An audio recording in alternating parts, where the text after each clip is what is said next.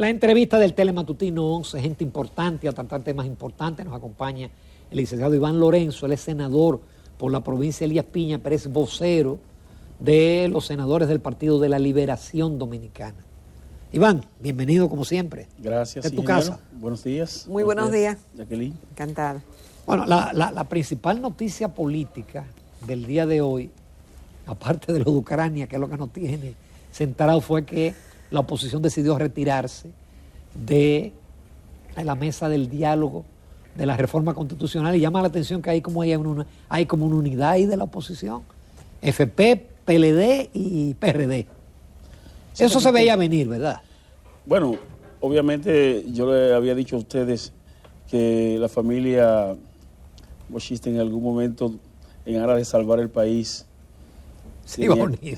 Sí, porque quitarle esta pesadilla encima que la constituye el gobierno de Luis Abinader, teníamos que hacer algo. Pero lo que nos convoca ahora es la amenaza de que está siendo objeto de la Constitución de la República. Este grupo tiene la tentativa de a todo costo, no importa lo que ocurra, de modificar la Constitución para prevalecerse, para utilizarla en su provecho, y obviamente los dominicanos de buena voluntad, en el caso del Congreso Nacional, tanto la bancada del Partido de la Liberación Dominicana como la Fuerza del Pueblo y el PRD nos hemos unificado para salvar la Constitución. Licenciado, la prensa hace un conteo ahí de que, y las recomendaciones que hace el expresidente Hipólito Mejía, que como son mayoría en ambas cámaras, pueden pasar el proyecto. ¿Hasta dónde eso es posible? O si se necesitarían más votos adicionales para aprobarlo. Ellos solo tienen una sola vía de imponer una reforma constitucional, que es comprando legisladores como si fueran reses. Ya ellos lo han hecho con los alcaldes, se han dedicado a sonsacar alcaldes de la oposición y a comprarlo. Entonces, ellos solo tienen esa vía, a ellos les faltan más de 30 votos, alrededor de 34, 35 votos. 31 votos, dice aquí, en la Cámara de Diputados. En la Cámara de Diputados y 13 en el Senado. Eso sin contar que ellos tienen varios diputados que son objeto de investigación, que están en extradición y que no tienen la oportunidad de votar. Entonces, yo quiero dejar claro ante el país que independientemente de que es inoportuna una tentativa de reforma, el gobierno tampoco ha explicado para qué la quiere. Ellos, por un lado, dicen que es para independizar el Ministerio Público. Ellos tienen 1 año y medio diciendo que el Ministerio Público es independiente. Pero además, la misma Constitución lo consagra en el artículo 167 y 170, donde establece que el Ministerio Público es autónomo, funcional, administrativo y financiero. Pero también lo establece una ley orgánica, que es la 133 del 2011 sobre el Ministerio Público. En su artículo 2 establece que el Ministerio Público tiene autonomía funcional. De manera que yo no entiendo la razón jurídica que ellos le venden al país. Lo que sí estoy seguro que ellos quieren rebajar el porcentaje de las elecciones, porque es imposible que puedan alcanzar el 50%. Ellos le temen a que no tienen posibilidad de alcanzar el 50% y quieren rebajarlo al 40%. Y algo más, aquí hay una discusión en el país donde no se tiene clara sobre la soberanía de la Asamblea una vez se convierte en asamblea revisora. Entonces, hay una tesis que dice que la Constitución dice que se convoca mediante una ley y que tiene que tratar sobre lo que la misma ley plantea, pero hay otros que dicen que la Asamblea es soberana. Entonces, a eso no quiere llevar el PRM aquí al país. Mira, y es verdad, cuando se modificó la Constitución en el 94, lo que fue a la Asamblea fue que era el 40%. Y lo modificaron y llevaron al 50%. Por eso que nosotros tuvimos aquí una distinguida dirigente del PRM, Jeanilda Vázquez, que dijo que eso es un compromiso con Peña Gómez. Nosotros hemos celebrado muchísimas elecciones después que se modificó y se puso el 50%. Y nadie se le había ocurrido. Y a nadie se le había ocurrido. Y todo el mundo ha ganado. Y todo el mundo ha ganado, salvo en el 96. Salvo en el 96. Pero hay algo más. Hay que hacer un poquito de historia para recordar al país a qué nos somete el PRM cada vez que esté en el gobierno. Ustedes recuerdan la ley de Lema también, que ellos intentaron introducir a propósito del año 2003, cuando el presidente Hipólito Mejía se quería reelegir y el licenciado Tuey de Can no estaba de acuerdo, había un conato de disidencia en el seno del PRD, hoy PRM, PRD de la oscuridad. Entonces, en ese momento también llevaron la intranquilidad y el desasosiego al país, planteando una ley de lema donde le permitiera a todos los precandidatos del PRM, del PRD, participar en unas elecciones generales. Hoy lo quieren hacer... Pero para que entonces se le sumaban. Sí. Entonces hoy, esa misma intranquilidad que en el año 2003 ellos llevaron al país, la están llevando ahora con la tentativa de una reforma constitucional.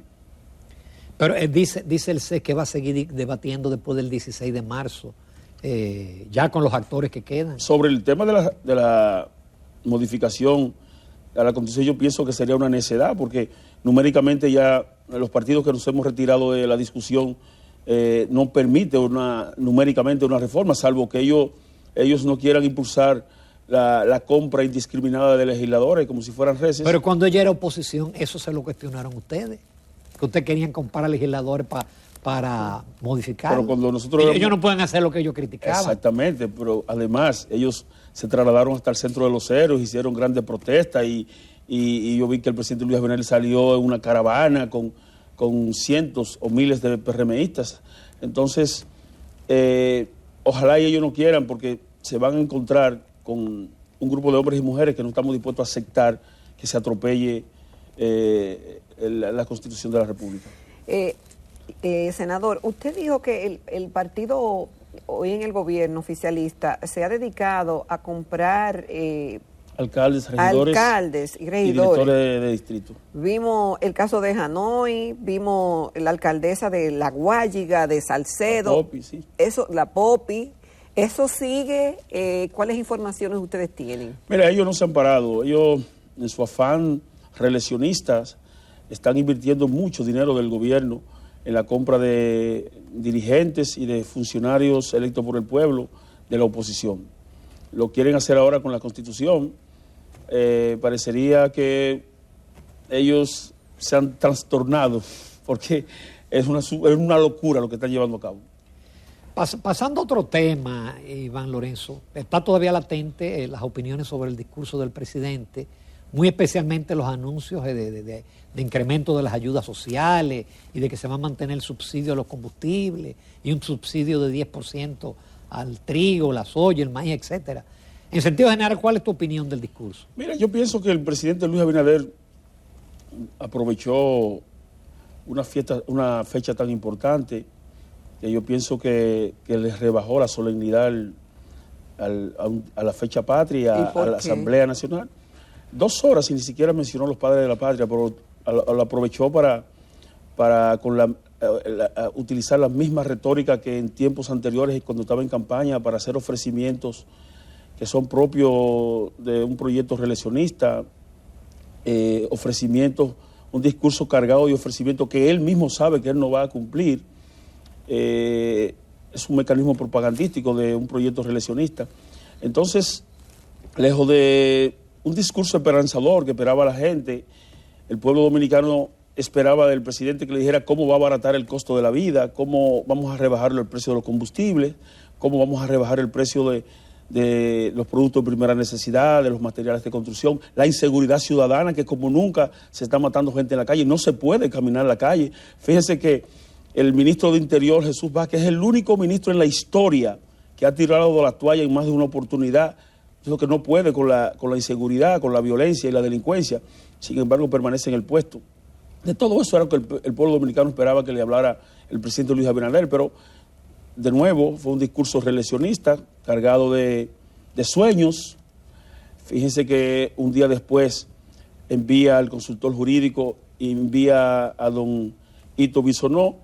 Ito, en nombre del presidente Abinader, lleva de nuevo la formulita al Congreso, cosa esta que en nada nosotros hemos revisado la iniciativa que mandó, la formulita que mandó con Ito sobre la modificación a la ley de hidrocarburos, y nosotros lo único que queremos es que el pueblo pueda respirar con los altos precios de los combustibles, y esa pieza no contiene absolutamente nada de eso.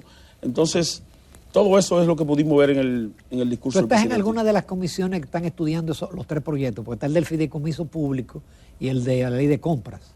Bueno, se mandó ayer, yo no estoy en la comisión de modificación, ninguna de las comisiones. Obviamente nosotros, en el día de hoy se va a reunir la bancada, nosotros le vamos a dar seguimiento, porque bajo ningún concepto nosotros vamos a aceptar que el presidente utilice de nuevo el escenario del Senado de la República como para poner un paño tibio a la población, llevando una iniciativa que en nada va a ayudar a decir, mejorar. No rebaja los precios. No rebaja los precios. Digo, no rebaja los impuestos. No, que eso es lo único que hace que el pueblo dominicano se pueda abaratar el costo de los combustibles y no golpear el bolsillo de los dominicanos como hasta ahora lo está haciendo. Fíjense que hay algo importante que el pueblo a veces pierde de vista. El gobierno tiene que ir en auxilio de la grande mayoría que está sufriendo enormemente el alza de los precios de los combustibles y de la canasta familiar, porque el gobierno está recibiendo grandes utilidades con motivo de la inflación. En la medida que los dominicanos pagamos más por la comida, se paga más ITEVI. Antes, por el mismo combustible también. Pero claro, entonces, ese dinero que está recibiendo, que ellos lo dicen, que han aumentado las recaudaciones, producto de que se ha encarecido enormemente la canasta familiar, los combustibles, los materiales de construcción. Y en la medida que se encarecen, el dinero, el gobierno recibe más utilidades con los impuestos, con el ITEVI y todos los impuestos que imponen. Entonces, en un momento de crisis tiene que ir en auxilio de la población. Se hace necesario. Ya el pueblo dominicano no aguanta más la carestía de la comida, de los materiales de construcción. Desaparecieron los medicamentos de alto costo. Entonces, lejos de politiquear, el presidente tiene que sentarse a gobernar para los dominicanos. Ya no se resiste más. Se está pasando hambre en la República Dominicana. El licenciado Iván Lorenzo, quien es senador de la provincia de Elías Piña y vocero de los senadores del Partido de la Liberación Dominicana, miembro del comité político, nos acompaña esta mañana en el programa. Y justamente, el licenciado, con motivo de los acontecimientos que vive el mundo y los problemas que tiene la República Dominicana, ¿esto ha merecido que en el comité político o en el mismo Senado, los senadores, el partido tenga una posición de la situación de la República Dominicana y cómo debe abordarse esos problemas? Obviamente que sí. Nosotros como partido progresista monitoreamos la realidad nacional e internacional. Por ejemplo, y nosotros vamos a estar en la mejor disposición de ayudar al gobierno en lo que sea necesario, una cosa sensata. Nosotros sabemos que estamos en medio de una gran crisis en el mundo, con la guerra que se ha desatado con Ucrania y Rusia. Sin embargo, también eso amerita el que el gobierno se ponga los cinturones y deje el dispendio. ¿Ustedes entienden que hay dispendio? Sí, claro, mucho. ¿En qué hay dispendio? Oh, pero tú te encuentras que en la mayoría de las instituciones se está pagando consultoría de imagen de decenas de millones de pesos. Tú te encuentras que en una institución te alquilan una fotocopiadora y te gastan varios millones de pesos. Tú te encuentras que, por ejemplo, las vacunas, solo se ha aplicado alrededor del 40 y algo por ciento, de 38 millones de dosis que se compraron, solo 15 millones se han aplicado. Ya hemos regalado vacunas, se están venciendo vacunas, y todo eso es parte de la improvisación y del mal manejo. Y eso le cuesta caro al pueblo dominicano, porque un pueblo pobre, manejado por chicos ricos, que no le dan un valor al dinero, entonces todo eso trastorna el comportamiento de la economía. Y nosotros, que estamos en la mejor disposición, y nosotros lo hemos demostrado en el Congreso Nacional, hemos apoyado todas las iniciativas. Fíjense que cuando en el mayor pico del COVID, nosotros abrimos todos los locales de los partidos y nosotros buscamos los ciudadanos para que puedan vacunarse. Entonces nosotros vamos a apoyar todas las iniciativas que vayan en beneficio del pueblo dominicano. Y nosotros no queremos en modo alguno acorralar al gobierno, todo lo contrario. Nosotros somos una oposición sensata, que nuestro único interés es que se beneficie la inmensa mayoría, que es el pueblo dominicano. Hablando de iniciativas, el presidente habló y favoreció la aprobación, e incluso exhortó a los legisladores, de la llamada ley de extinción de dominio. ¿Tú crees que esa ley va a pasar? Porque esa ley tiene muchos años también. Mira, el populismo de este gobierno va tan lejos que a veces hasta quiere robarse las iniciativas que son propias de de otras organizaciones. Esa ley de extinción de dominio es una iniciativa de los legisladores del PLD del pasado. Esa iniciativa se sometió desde el año 2016. Pero no la aprobaron. Se aprobó, se llegó a aprobar en el Senado y el PRM boicoteaba en la Cámara de Diputados su aprobación. Entonces hoy ellos se venden como los protagonistas de que son los abanderados de esa iniciativa. Nosotros somos los que más queremos esa iniciativa. Ahora bien, nosotros entendemos que es improcedente el que se aplique en franca violación a la Constitución con la retroactividad de esa iniciativa como la están planteando los PRMistas. Y eso no es posible.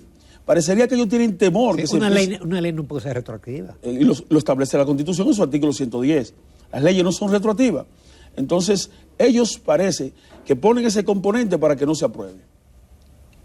Es la realidad y el pueblo tiene que conocerlo. Iván, tú fuiste procurador adjunto, ¿no? Sí, claro. Procurador adjunto tanto con Domínguez Brito como con Jean Alain. Sí. ¿Tú crees que en el caso de Jean Alain, como dicen ustedes los abogados, se ha dado el debido, se ha llevado el debido proceso? Yo no voy a cuestionar el debido proceso, porque obviamente estamos en una fase de investigación. Lo que sí yo sé que Jean Alain tiene una sentencia anticipada. ¿Cómo así? Fíjate que, ¿qué tiempo tiene Jean Alain recluido?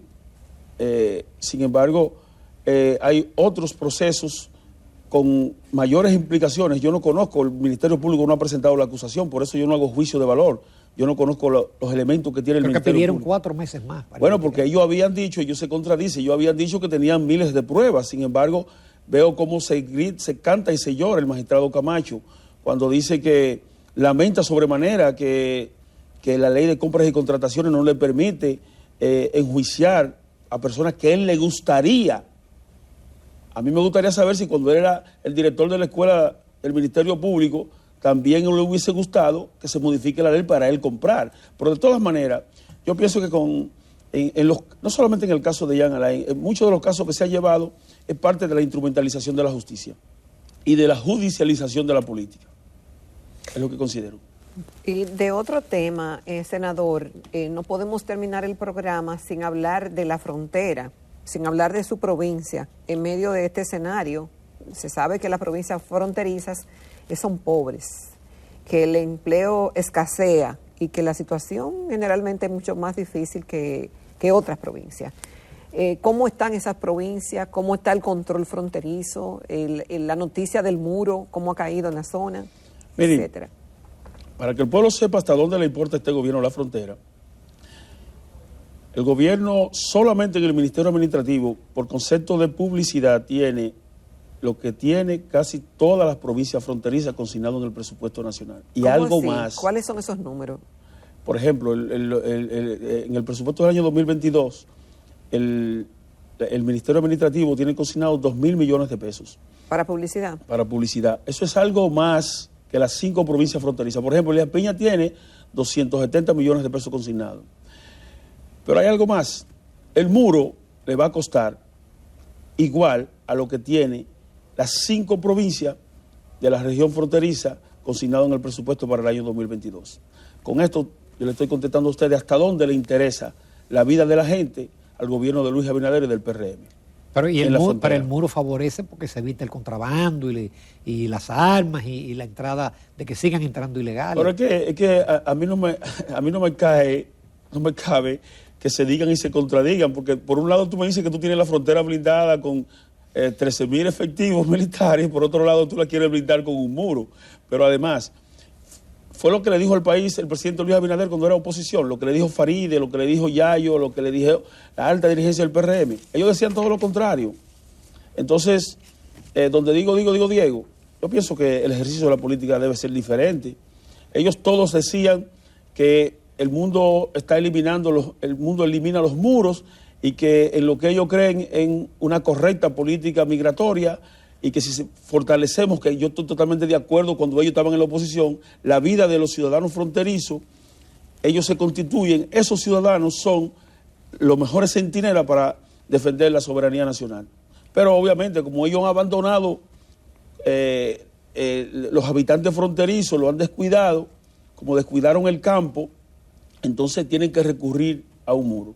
a las construcciones. Pero el presidente habló de que hay una sobreproducción agropecuaria, de que nunca se había financiado como se ha financiado ahora. Por eso es el encarecimiento de los productos de primera necesidad.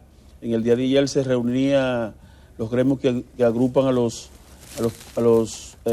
agrónomos. No, a los empresarios, a los comerciantes, Iván, y ellos planteaban la posibilidad de una importación masiva para contrarrestar el alza de los productos de primera necesidad, porque prácticamente este gobierno abandonó el campo, destruyó todas las infraestructuras de las visitas sorpresa, que era en lo que se sustentaba la producción nacional para poder paliar el alza de los productos que consumen los dominicanos, que prácticamente nosotros en el gobierno pasado se dejó una infraestructura que permitía el abastecimiento con la producción nacional de los productos de primera necesidad, que hoy no tuviéramos el alza indiscriminada que tenemos en todos y cada uno de los rubros que consumen los dominicanos.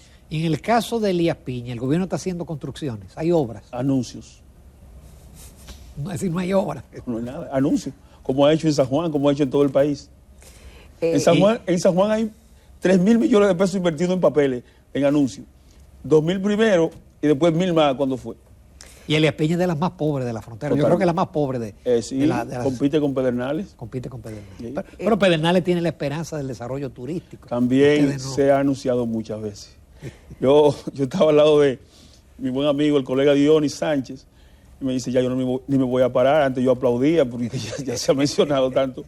Se ha mencionado. No, pero ya van a arrancar los hoteles este año. Pero tú sabes, don Ramón y Jacqueline, yo no me quiero ir de aquí sin decirle al pueblo dominicano, que pienso que será una primicia para este programa, que yo tenía la esperanza cuando ellos fueron a depositar el lunes pasado los proyectos que había anunciado el presidente de la República. En el caso de Hito llevó la nueva formulita. Yo tenía la esperanza que ese mismo dispositivo palaciego iba a retirar el contrato de fideicomiso de Punta Catalina, y yo quiero decirle al pueblo que eso todavía permanece allá en el Senado de la República, que tenemos que tener ojo visor con esto, porque sigue y permanece la amenaza de entregarle a un grupo de empresarios la obra más importante, que es Punta Catalina. ¿Y tú crees que el presidente del Senado se atreva a ponerlo en agenda? Pero que se mantiene allá. Lo que procede es que el Poder Ejecutivo lo retire. Claro. Lo Porque mande a retirar. eso está en el diálogo. Claro. No que no lo ponga en agenda. Porque se supone que también la Asamblea es soberana. Sí, pero lo que se presume es que como está en el diálogo, que lo retiren hasta tanto ver qué pasa del diálogo, pues ya fue aprobado en la Cámara de Diputados, y con un palo acechado, con una mayoría mecánica del partido oficialista, pudiéramos estar en presencia de la aprobación del contrato de fideicomiso de Punta Catalina, entregándoselo a un clúster empresarial, socio o amigo de los que dirigen en Palacio. Iván Lorenzo, como siempre agradecido, tú dejas siempre caliente la pista, la escenografía. Muchas gracias. Con tu declaración. Combativo. Gracias, Iván. Gracias a ustedes. Esperamos pronto. Amables televidentes, nos vamos a comerciales y regresamos con la recta final del Telematutino 11.